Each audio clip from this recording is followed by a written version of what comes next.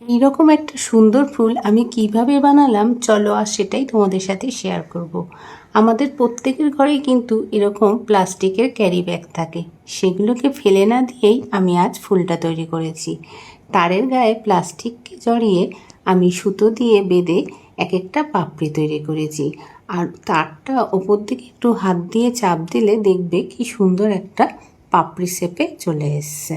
দেখো, এইভাবে আমি অনেকগুলো পাপড়িকে তৈরি করে নিয়েছি।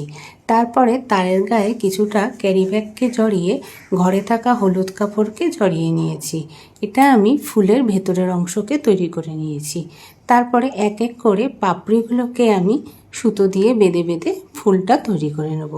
শেষে মাস্কিং টেপ নিয়ে ফুলের নিচে জড়িয়ে দেবো, তাহলে ফুলটা দেখতে বেশ সুন্দর লাগবে। এবারে আমি পাতা তৈরি করার জন্য মাস্কিং টেপকে ব্যবহার করেছি। তারের গায়ে মাস্কিং টেপকে লাগিয়ে সুন্দর করে পাতা শেপে কেটে আমি কালার করে নিয়েছি।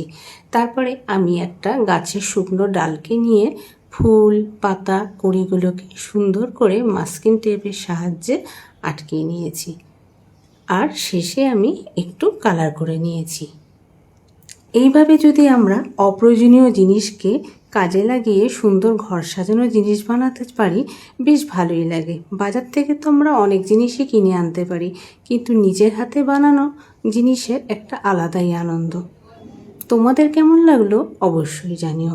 আর তোমরা কিন্তু এই সাদা ক্যারি ব্যাগের বদলে অন্য যে কোনো কালারের ক্যারি ব্যাগ দিয়ে কিন্তু এই ফুলটা বানিয়ে নিতে পারো। আজ এই পর্যন্তই, আবার দেখা হবে আরেকটা নতুন ভিডিওর সাথে।